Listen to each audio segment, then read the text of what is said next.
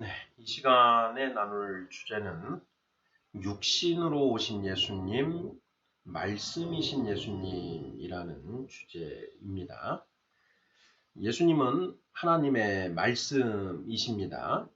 그 예수님이 우리를 불쌍히 여기시고 우리를 죄에서 구원해 주시고자 육신을 입으시고 이 땅에 오셨습니다. 전지전능하신 하나님이 예수님을 이 땅에 육신으로 보내지 않으면 안 되는 이유가 무엇인가 하는 이유를 우리가 생각을 해보아야 합니다. 그리고 말씀이신 예수님 그리고 육신으로 오신 예수님을 우리가 개념적으로 좀 구별할 필요가 있다라는 것입니다. 왜 그런가? 왜 그런가? 우리의 구원은 크게 칭의와 성화라고 하는 두 과정으로 이루어져 있습니다. 칭의는 죄사함을 받아서 의롭다 함을 받는 것입니다. 예수님의 보혈의 피의 능력으로 우리의 죄사함이 이루어지고 자, 내가 너를 의롭다고 해줄게 라고 하는 것이죠. 아직 우리는 실질적으로 의로운 것은 아닙니다. 단지 예수님의 그 십자가 죽음, 그 예수님의 그 피의 힘으로 우리의 죄가 사해졌다라는 것입니다. 로마서 3장에서는 그렇게 예수님의 보혈의 피로 사하여진 우리의 죄가 어떤 것인가에 대해서 명확하게 기록을 하고 있는데요. 로마서 3장 25절입니다. 이 예수를 하나님이 그의 피로써 믿음으로 말미암는 화목제물로 세우셨으니 이는 하나님께서 길이 참으시는 중에 전에 지은 죄를 간과하심으로 자기의 의로우심을 나타내려 하심이니 이렇게 되어 있습니다. 여기에서 우리가 주목해야 될 그 부분은 전에 지은 죄를 간과하심으로라는 표현입니다. 사도행전 2장 38절에서 베드로 사도는 너희가 회개하여 주 예수 그리스도의 이름으로 세례를 받으라. 그리하면 너희가 죄사함을 받고 성령의 선물을 받을 것이다. 이렇게 기록하고 있습니다. 죄사함을 받는다라는 것입니다. 우리가 회개하여 예수 그리스도의 이름으로 세례를 받으면 죄사함을 받는데요. 그때 받는 그 세례를 받을 때 사함 받는 죄가 무엇이냐? 바로 로마서 3장 25절에서 전에 지은 죄, 그 세례를 받을 때까지 지었던 너의 죄는 내가 없었던 것으로 해주겠다. 왜? 예수가 너희들의 죄를 지고 대신 십자가에서 너의 죄를 대신 지고 십자가에서 죽었으니 그 예수를 네가 그리스도로 믿었으니 내가 지금까지 네가 지었던 죄는 없었던 것으로 쳐주겠다. 그리고 내가 성령을 너에게 줄 것인데 앞으로는 이 성령의 인도하심에 순종해서 의인이 되고 진짜 죄짓지 말아라 라는 의미에서 죄사함이 이루어졌다라는 것이죠. 그러니까 우리가 세례 받을 때 그 물에 의해서 씻겨진 죄는 지금까지 그 시점까지 우리가 지었던 죄가 씻겨졌다라는 것입니다. 그래서 사도 바울은 로마서에서 전에 지은 죄를 간과하심으로써 없었던 것으로 쳐주심으로써 이렇게 표현을 하고 있는 것이죠. 자, 그러면 세례 이후에도 우리가 여전히 죄를 짓는데 그 죄는 어떻게 되는 것입니까? 그 죄는 따로 우리가 또 회개를 해야 되죠.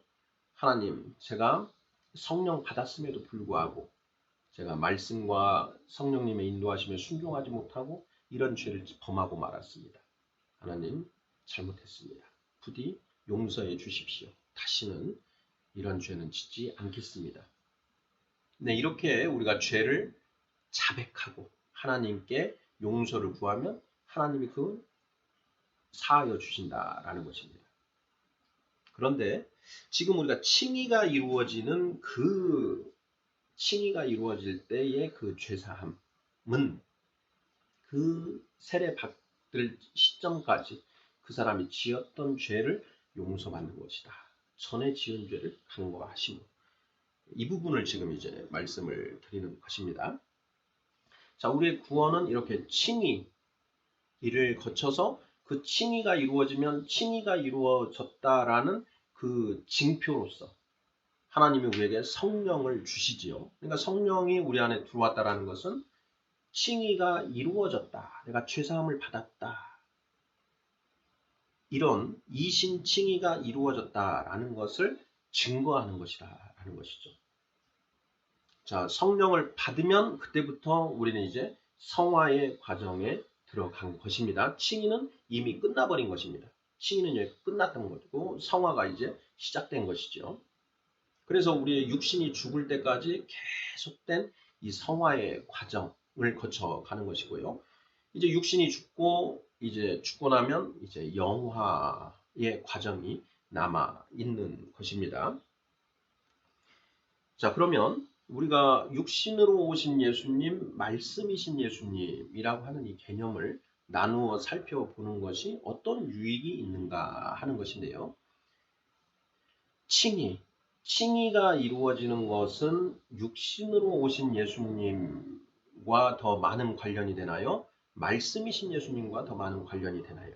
하는 질문과 성령을 우리가 받고 이제 성화의 과정을 밟고 있는데 이 성화는 육신으로 오신 예수님과 관련이 되는가?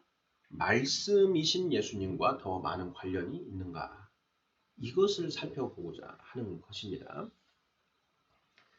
문제의식은 어디에서 출발이 되었느냐 하면 육신으로 오신 예수님, 십자가에서 죽으신 그 예수님을 우리가 메시아, 그리스도로 믿고 세례를 받고 성령을 받았는데 수많은 그 성령 받은 우리 성도님들이 말씀을 사모하지 않더라라는 것입니다. 말씀을 사모하지 않고 그 육신으로 오신 그 예수님을 여전히 붙들고 있다라는 것입니다. 육신으로 오신 예수님만 붙들고 그 예수님을 신주단지 모시듯이 그렇게 모시고 거기에 열렬한 기복을 하고 있는 그런 모습들을 보이고 있다라는 것입니다. 그것은 잘못되었다라는 것을 우리가 말씀을 통해서 논증을 해보고자 하는데 이 주제에 의의가 있습니다. 성령 받은 성도들은 이제 말씀이신 예수님, 말씀을 보아야 됩니다. 그런데 성령 받고 성경책은 지퍼를 채워둔 채 주일날 들고 왔다가 다시 잠깐 펴보고 지퍼 잠근 다음에 집에 갔다가 그대로 두고 다시 왔다 갔다 하는 시계추 같은 그런 신앙생활을 하고 계신 성도님들이 너무 많다라는 것입니다. 우리의 성화는 말씀으로 이루어집니다. 에베소서에 그런 선포된 말씀이 있는데요. 에베소서 4장입니다. 에베소서 4장 5장 26절을 한번 보겠습니다. 에베소서 5장 26절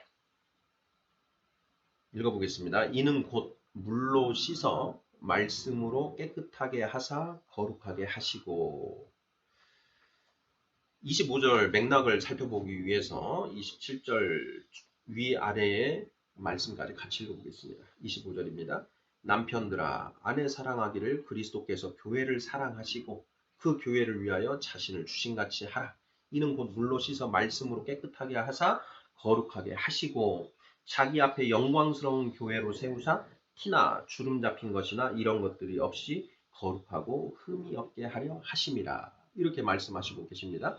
여기에 교회는 우리 한 사람 한 사람, 교회는 가장 작게는 성령 받은 우리 한 사람 한 사람이고요. 둘이 모여도 교회고, 셋이 모여도 교회고, 100명이 모여도 교회 하나고, 1000명이 모여도, 10,000명이 모여도 교회 하나입니다.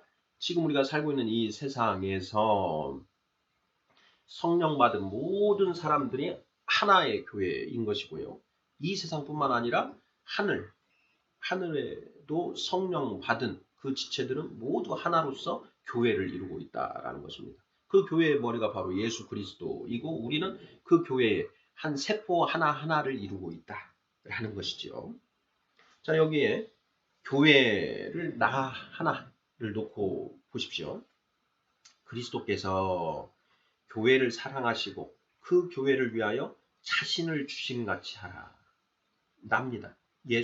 그리스도께서 나를 사랑하시고 나를 위하여 자신을 주심같이 하라. 나를 주셨다. 십자가에서 죽으셨다라는 겁니다.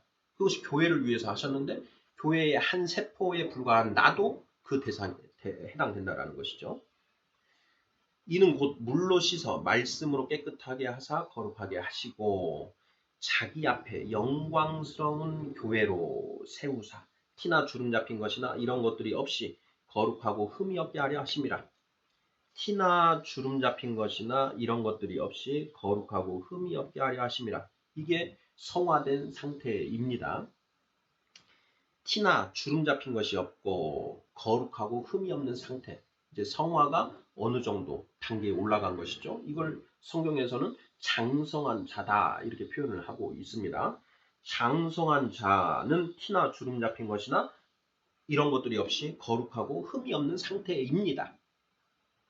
그래서 예수님이 십자가에서 자신을 주셨고 그리고 그 다음에는 우리를 거룩하고 흠이 없게 장성한 자로 만드신다라는 것이죠.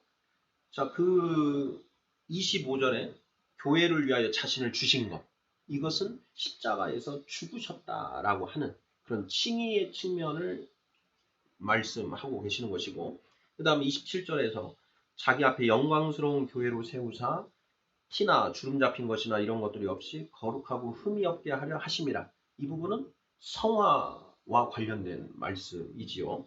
그럼 26절은 무엇이냐?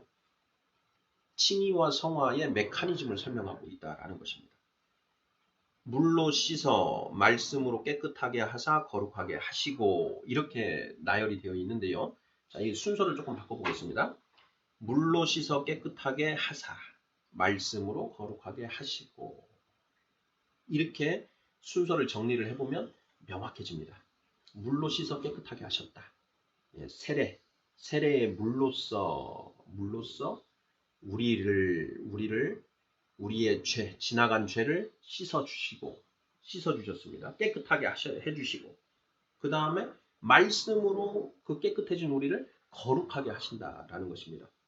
물로 씻어 깨끗하게 하시는 것은 칭의입니까? 성화입니까? 칭의. 말씀으로 거룩하게 하시는 것은 칭의입니까? 성화입니까? 성화죠. 그러면 칭의와 관련되는 부분은 육신으로 오신 예수님입니까? 말씀이신 예수님입니까? 육신으로 오신 예수님이죠. 물론 말씀이신 예수님도 관련이 됩니다. 칭의를 위한 말씀, 복음들이 필요하기 때문에요. 하지만 주로 육신으로 오신 예수님이 칭의와 관련되더라. 그럼 성화는 뭐와 관련됩니까? 말씀이신 예수님과 관련이 됩니다. 사도 요한은 요한복음, 요한 1, 2, 3서, 그리고 요한계시록, 특히 요한복음, 요한1서, 요한계시록, 요한2서, 3서는 편집글로 짧으니까요. 요한복음 1장 1절을 한번 읽어보도록 하겠습니다. 그 각 복음서에 사도 요한이 가장 중시하고 있는 게 무엇인지를 한번 보겠습니다. 요한복음 1장 1절 태초에 말씀이 계시니라. 이 말씀이 하나님과 함께 계셨으니 이 말씀은 곧 하나님이시니라. 이렇게 되어 있습니다. 말씀에 대해서 이야기하고 있습니다. 다음 요한 1서를 한번 보겠습니다. 요한 1서 1장 1절 태초부터 있는 생명의 말씀에 관하여는 우리가 들은 바요, 눈으로 본 바요, 자세히 보고 우리의 손으로 만진 바라. 여기도 말씀에 대해서 시작을 하고 있죠. 요한계시록은 어떤가 보겠습니다. 요한계시록 1장 1절. 예수 그리스도의 계시라. 이는 하나님이 그에게 주사 반드시 속히 일어날 일들이 그 종들에게 보이시려고 그의 천사를 그 종 요한에게 보내어 알게 하신 것이라. 2절. 요한은 하나님의 말씀과 예수 그리스도의 증거 곧 자기가 본 것을 다 증언하였느니라. 3절. 이 예언의 말씀을 읽는 자와 듣는 자와 그 가운데에 기록한 것을 지키는 자는 복이 있나니 때가 가까움이라. 말씀으로 시작을 하고 있습니다. 사도 요한은 말씀이신 예수님이 말씀이시다라는 것, 이것을 강조하고 또 강조하고 있습니다. 이미 성령 받은 성도들에게 너희가 하나님 말씀에 목숨을 걸어야 된다라고 하는 이야기를 하고 있는 것이죠. 우리가 성경을 읽을 때 주 예수 그리스도라는 표현, 주님, 예수님, 그리스도라는 그런 표현이 나오면 하나님의 말씀으로 바꿔서 읽어보면 뜻이 명확해지는 경우가 정말 많습니다. 요한복음에서 한번 살펴보죠. 요한복음 14장 6절입니다. 요한복음 14장 6절. 너무나 중요한 말씀인데요. 예수께서 이르시되 내가 곧 길이요 진리요 생명이니 나로 말미암지 않고는 아버지께로 올 자가 없느니라. 이렇게 되어 있습니다. 예수께서 이르시되 내가 곧 길이요 진리요 생명이니 나로 말미암지 않고는 아버지께로 올 자가 없느니라. 여기에서 육신이신 예수님을 생각하면 맞는 얘기입니다. 물론 맞습니다. 하지만 육신이신 예수님의 퍼센테이지, 말씀이신 예수님의 퍼센테이지를 한번 나누어 생각을 해보면요, 말씀이신 예수님을 이야기하고 있다는 것입니다. 사도 요한복음 1장 1절에서 태초에 말씀이 계셨다. 예수님이 말씀이시다라는 걸 강조하지 않습니까? 말씀으로 바꿔서 한번 읽어보죠. 6절, 14장 6절입니다. 하나님의 말씀이 이르시되 하나님의 말씀이 곧 길이요 진리요 생명이니 하나님의 말씀으로 말미암지 않고는 아버지께로 올 자가 없느니라. 그대로 문장이 가능하고 더 명확해집니다. 예수께서 이르시되 내가 곧 길이요 진리요 생명이니 나로 말미암지 않고는 아버지께로 올 자가 없느니라. 나, 주, 예수, 그리스도. 그러니까 예수님과 관련된 표현이 나오면 하나님의 말씀으로 바꿔서 읽어보면 뜻이 명확해진다라는 것입니다. 그래서 우리의 성화는 바로 이 하나님의 말씀이신 예수님을 통해서 가능하다라고 하는 것입니다. 그런데 우리 성도님들의 모습을 한번 생각해 보시죠. 말씀을 얼마나 보는가? 내가 곧 길이요 진리요 생명이니 나로 말미암지 않고는 아버지께로 올 자가 없다. 하나님의 말씀을 통해서만 우리가 아버지께로 갈 수 있다라는 것입니다. 그러면 말씀에 목숨을 걸어야 되죠. 하나님의 말씀이 곧 길이요 진리요 생명이다. 그 말씀에 목숨을 걸어야 됩니다.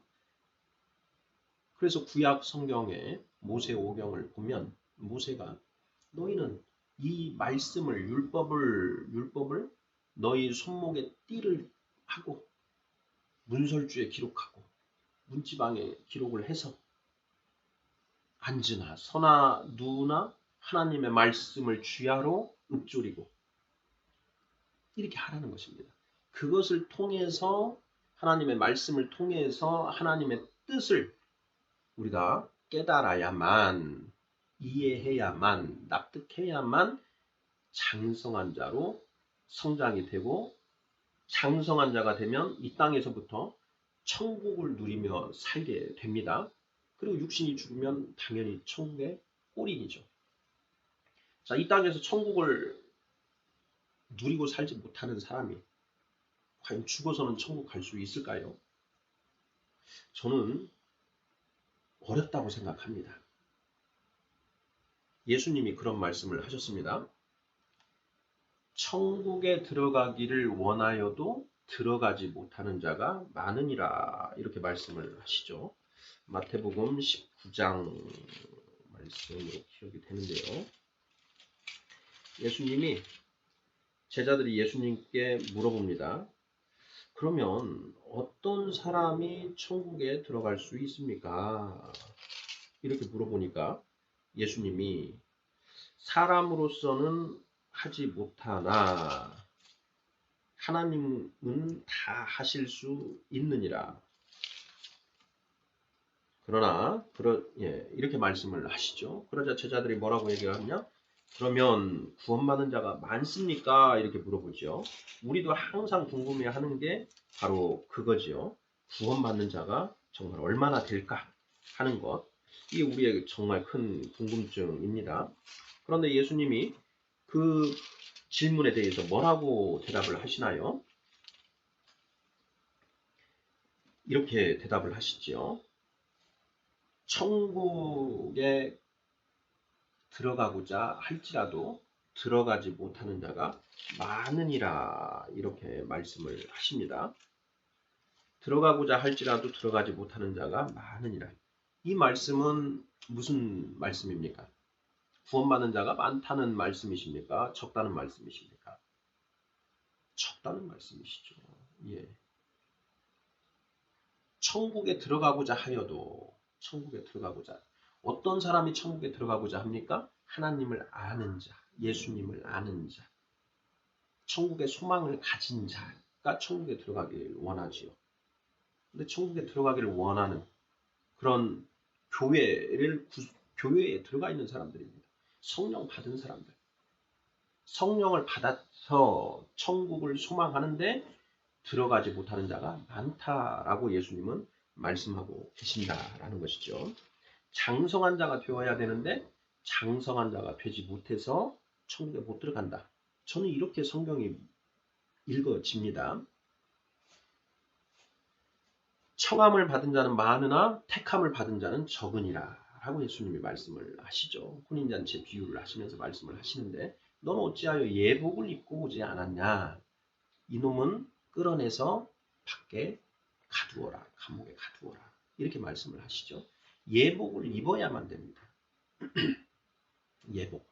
예복은 이미 주셨습니다. 예수님이 우리에게 그 예복을 주셨습니다. 그런데 그 예복을 입기만 하면 되는데 안 입은 거죠. 천국 혼인잔치에 초대받은 그 사람도 예복이 그 식장 안에 혼인잔치가 벌려지는 그 잔치집 앞에 예복이 다 걸려 있습니다. 그래서 그 예복을 꺼내서 입기만 하면 되는데 그것을 안 입고 그냥 들어간 거죠. 이게 예복을 입는 게 장성한 자 되는 것인데 그게 어렵습니까? 예. 입기만 하면 되니까 쉬운 일이라는 겁니다. 쉬운 일. 근데 그것을 안 했다라는 것입니다. 그것을.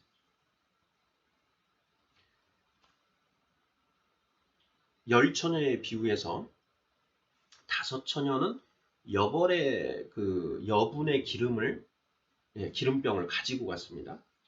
그런데 나머지 5처녀는 그걸 가지고 가지 않았습니다. 기름이 혹시 떨어질지 모른다. 내가 여분의 기름을 가지고 가야 되겠다. 이거 생각하는 것이 어려운 일입니까? 쉬운 일입니까? 쉬운 일입니다. 조금만 생각하면 충분히 할 수 있는 그런 일이라는 것이죠. 그 여분의 기름을 더 가지고 간 5처녀는 천국에 들어갔고 혼인잔치에 들어갔고 가지고 가지 않은 5처녀는 못 들어갔습니다. 이들은 다 어떻습니까? 그 혼인잔치에 청함을 받은 자들입니다. 초청받았죠. 초청받았는데 못 들어갔다라는 것입니다. 예수님이 길을 가시다가 문둥병자 열이 지나가는 것을 보시고 그들의 병을 고쳐주십니다. 그런데 10명 중에 1명만 돌아와서 하나님께 영광을 돌립니다. 그 영광을 돌린 그 사람 구원 받았죠. 나머지 9명은 구원 받았을까요? 못 받았을까요? 우리는 다 예수님으로부터 구원의 은혜를 받았습니다. 문둥병이 고쳐지는 보혈의 피의 능력으로 우리가 세례를 받았더니 지금까지 우리가 지은 죄들을 모두 사함 받았다라는 것입니다.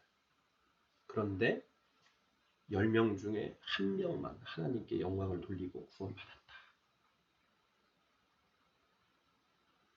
장성한 자가 되어야 됩니다. 근데 그 장성한 자, 내 힘으로 되는 것이냐?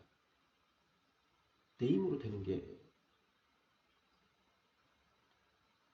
그 주된 동력은, 장성한 자가 되는 동력은 말씀과 성령에 의해서 그게 가능하다는 것입니다. 내가 뭘 어떻게 하는 게 아니라 하나님이 우리에게 주신 말씀, 그리고 그 말씀을 소화시킬 수 있는 소화 효소인 성령님, 그 말씀을 보는 안경인 성령님, 이 말씀과 성령 다 하나님이 주신 것이죠.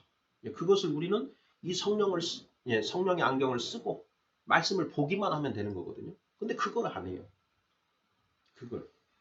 그것만 하면 자라나는데 그걸 안 하기 때문에 못 자라나고 어린아이 상태에 머물러 있다라는 것입니다. 성령을 받아서 우리가 거듭나지요.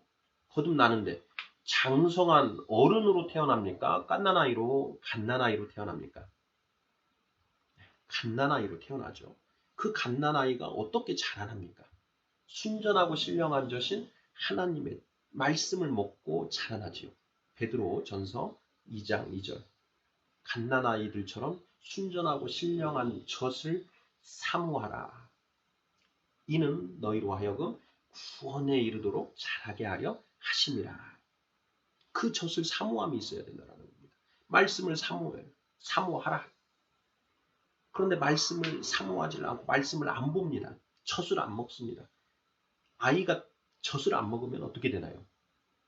단식 투쟁을 합니다. 아이가. 그러면 죽습니다. 지금 우리 교회에는 주일 성수 억지로 하시면서 겨우 목사님이 강단에서 대언하는 하나님의 그 말씀으로 목숨을 연명해가는 그런 성도님들이 너무너무 많습니다. 자라날 수가 없죠. 오히려 삐들삐들 말라갑니다. 언제 죽을지 모릅니다. 소멸될지 모른다는 것입니다. 그런 분들이 너무 많습니다. 그런데 그분들이 보면 어떤 거냐면 육신이신 예수님은 철석같이 붙들고 있습니다. 말씀이신 예수님은 전혀 펴보려고도 성경책 펴서 보려고도 하지 않으면서 육신이신 예수님은 철석같이 붙들고 있습니다. 말씀은 안 보시면서 식당에서 봉사하시고 주차 봉사하시고 안내요원 하시고 그런 봉사 필요합니다. 그런데 그런 봉사에 앞서서 말씀을 먹는 게 필요합니다. 말씀을. 구약시대에도 말씀은 있었습니다. 구약시대에도 하나님이 모세를 통해서 하나님의 말씀을 주셨습니다. 율법을 주셨죠. 그 율법이 바로 하나님의 말씀입니다. 그 말씀을 주셨는데 구약시대의 그 교인들 중에 그 말씀을 통해서 구원에 도달한 사람은 있었을까요? 없었을까요? 성경은 뭐라고 말하고 있습니까? 로마서에서 사도 바울이 그 율법을 통해서 구원받은 자가 있다고 얘기를 하나요? 없다고 얘기를 하나요? 없다고 얘기를 하지요. 율법으로는 내가 죄인이라는 사실을 깨달을 뿐이다. 이렇게 말씀을 하십니다. 그래서 율법만으로는 우리가 구원받지 못한다. 왜 구원받지 못하는가? 구약시대에 유대인들이 그랬던 것처럼, 유대인들이 실예로 보여줬던 것처럼 하나님의 그 말씀이 무슨 뜻인지는 하나님의 영만 아십니다. 고린도전서 2장 말씀이죠. 사람의 일을 그 사람의 안에 있는 영 외에 누가 알리요. 마찬가지로 하나님의 일 또한 하나님의 영 외에 누가 알겠느냐. 2장 11절입니다. 고린도전서 2장 11절. 사람의 일을 사람의 속에 있는 영 외에 누가 알리요. 이와 같이 하나님의 일도 하나님의 영 외에는 아무도 알지 못하느니라. 이렇게 되어 있습니다. 하나님의 일은 우리 인간의 힘으로는, 인간의 머리로는 하나님의 뜻, 하나님의 길, 내 뜻은 너희의 뜻보다 높고 나의 길은 너희의 길과 다르다라고 하나님이 구약 성경에서 선포하고 계시지 않습니까? 그것처럼 우리는 그 하나님의 말씀을 받아도 하나님의 말씀을 온전히 이해할 수 없다라는 것입니다.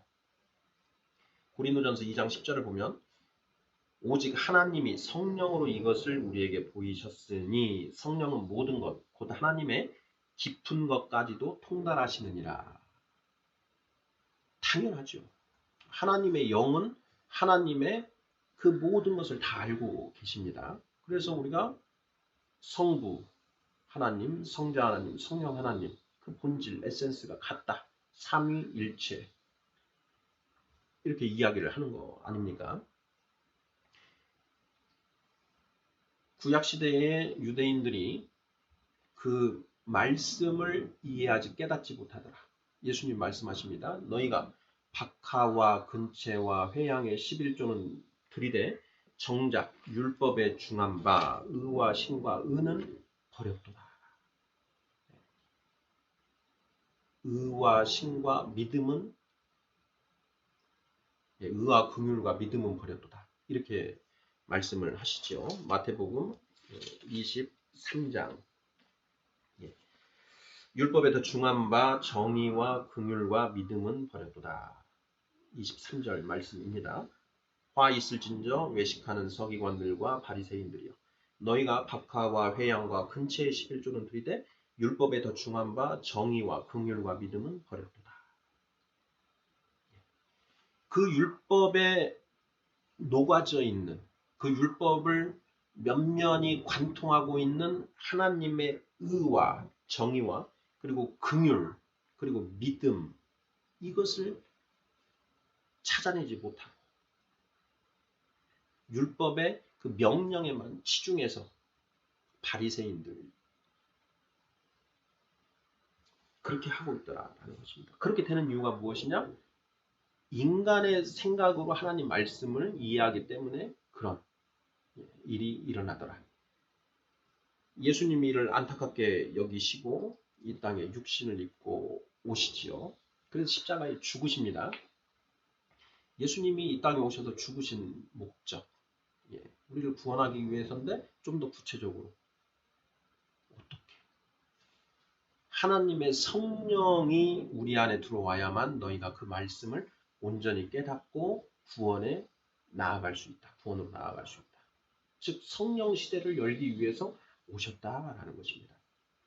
너희가 주 예수 그리스도의 이름으로 세례를 받으라. 그리하면 죄사함을 받고 성령을 받으리니 이것은 너희와 너희 자녀와 또 먼데 있는 모든 하늘 백성들을 위한 하나님의 약속이다. 사도행전 2장 39절, 38, 39절이죠. 바로 그 성령 시대를 열기 위해서 예수님이 오셨다라는 것입니다. 이것을 사도 요한이 강조하고 또 강조합니다. 요한복음 14장 26절입니다. 보혜사 곧 아버지께서 내 이름으로 보내실 성령, 그가 너희에게 모든 것을 가르치고 내가 너희에게 말한 모든 것을 생각나게 하리라. 사도행전 13장 14장 17절 16절 17절 보겠습니다. 내가 아버지께 구하겠으니 그가 또 다른 보혜사를 너희에게 주사 영원토록 너희와 함께 있게 하리니 그는 진리의 영이라. 세상은 능히 그를 받지 못하나니 이는 그를 보지도 못하고 알지도 못함이라. 그러나 너희는 그를 아나니 그는 너희와 함께 거하심이요 또 너희 속에 계시겠음이라. 이렇게 되어 있습니다. 예수님이 내가 아버지께 가서 아버지께 구할 것이다. 뭘 구하시느냐? 너희에게 성령 나누어 달라. 성령을 나누어 주십사 하고 구할 것이다. 그러면 아버지가 너희에게 성령을 보내주실 것이다. 그리고 그 성령이 너희와 함께 거하시고 너희 속에 계실 것이다. 그 성령님이 너희에게 내가 말한 모든 것을 생각나게 하시고 그것이 무슨 뜻인지 가르치실 것이다. 그래서 성령님 진리의 영이시라는 거죠.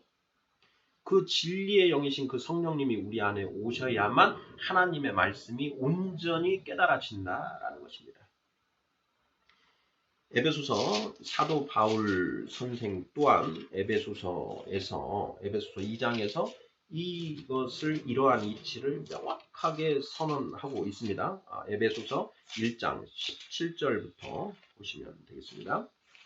에베소서 1장 17절 읽어보겠습니다. 우리 주 예수 그리스도의 하나님 영광의 아버지께서 지혜와 계시의 영을 너희에게 주사. 우리 주 예수 그리스도의 하나님 영광의 아버지께서 지혜와 계시의 영을 너희에게 주사. 왜 주셨습니까? 너 예수 믿었으니까. 예수가 그리스도라고 너희가 믿었으니 잘했다. 내가 너희에게 성령을 주겠다. 그 성령을 주셔서 어떻게 하십니까? 첫째, 하나님을 알게 하시고, 둘째, 너희 마음의 눈을 밝히사. 마음의 눈, 심안, 영안을 밝혀서 첫째, 그의 부르심의 소망이 무엇이며 성도 안에서 그 기업의 영광의 풍성함이 무엇이며 두 번째, 그리고 세 번째, 그의 힘의 위력으로 역사하심을 따라 믿는 우리에게 베푸신 능력의 지극히 크심이 어떠한 것을 너희로 알게 하시기를 구하노라. 깨닫게 하시기를 구하노라.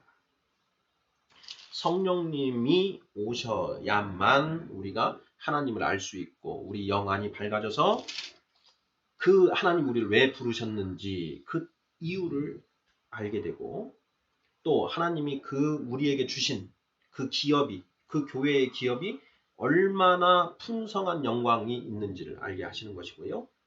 또 우리에게 베푸신 그 능력이 얼마나 큰 것인지를 우리가 알게 된다라는 것입니다. 그래서 예수님이 이 성령이 없이는 너희가 이 말씀을 온전히 깨달을 수 없으니 이 성령 시대를 열기 위해서 죽으셨다라는 것입니다. 여러분은 말씀이신 예수님을 바라보고 있습니까? 육신으로 오신 예수님을 바라보고 있습니까? 육신으로 오신 예수님은 우리의 칭의와 관련되는 겁니다. 칭의는 이미 우리는 끝났습니다. 그러면 이제 말씀이신 예수님을 바라보고 나아가야 된다는 겁니다. 말씀을 보지 않으면 절대로 성화가 이루어질 수 없다라는 것입니다. 육신으로 오신 예수님만 바라보시면 절대 그것으로는 우리의 신앙이 성장하지 않습니다. 말씀을 먹고 우리가 자라나는 것이다 라는 것입니다. 히브리서 5장 12, 13, 14절 6장 1, 2, 3절 읽고 마무리를 짓도록 하겠습니다. 히브리서 5장 12절입니다. 때가 오래되었으므로 너희가 마땅히 선생이 되었을 터인데 너희가 다시 하나님의 말씀의 초보에 대하여 누구에게서 가르침을 받아야 할 처지이니 단단한 음식은 못 먹고 젖이나 먹어야 할 자가 되었도다. 이는 젖을 먹는 자마다 어린아이니 의의 말씀을 경험하지 못한 자요. 단단한 음식은 장성한 자의 것이니 그들은 지각을 사용함으로 연단을 받아 선악을 분별하는 자들이니라. 그러므로 우리가 그리스도의 도의 초보를 버리고 죽은 행실을 회개함과 하나님께 대한 신앙과 세례들과 안수와 죽은 자의 부활과 영원한 심판에 관한 교훈의 털을 다시 닦지 말고 완전한 대로 나아갈지니라. 하나님께서 허락하시면 우리가 이것을 하리라. 도의 초보를 버리고 완전한 대로 나아가야 됩니다. 도의 초보가 무엇입니까? 6가지를 선언하고 계십니다. 죽은 행실을 회개하는 것, 하나님께 대한 신앙, 세례들에 대한 교훈, 안수에 관한 교훈, 죽은 자의 부활에 관한 교훈, 영원한 심판에 관한 교훈. 이것은 이미 우리 다 알고 있지 않습니까? 이것의 털을 다시 닦지 말고 이것을 도의 초보를 버리고 완전한 대로 나아가라. 완전한 대로. 하나님의 말씀을 통해서 우리가 완전한 지혜, 하나님이 성경 안에 예비해 두신 완전한 지혜, 구원에 이르는 지혜를 찾아서 나아가야 됩니다. 그거는 성경 안에 있습니다. 성경 밖에서 찾는 것, 이것이 영지주의입니다. 성경 밖에서 찾는 것. 성경 안에서 찾는 것. 이것은 영지주의와 하등 상관이 없는 것이고요. 하나님이 원하시는 것입니다. 예수님이 마태복음 13장에서 말씀하시죠. 43절, 44절인가요? 천국은 마치 밭에 감추인 보화와 같은 이를 발견한 자가 이를 감추어 두고 전 재산을 팔아 그 밭을 사느니라. 그 밭이 무엇입니까? 바로 성경입니다. 이 성경 안에 보화가 들어있습니다. 이 성경 안에 보화가 들어있다. 밭에 보화가 숨겨져 있다라는 것을 아는 사람은 어떻게 합니까? 예전에 어느 지역에서 그 밭에 50억이 숨겨져, 20억인가요? 예, 그게 만약에 숨겨져 있다라는 것을 밭주인이 안다. 그럼 어떻게 하겠습니까? 포크레인 가지고 와서 파고, 예, 삽질하고, 호미질하고 하면서 찾을 거 아닙니까? 우리도 찾아야 됩니다. 이 성경 안에 보화가 감추어져 있다라는 것입니다. 찾으셔야 됩니다. 이걸 찾지 않으면 우리의 구원은 물 건너간다라는 것입니다. 아멘.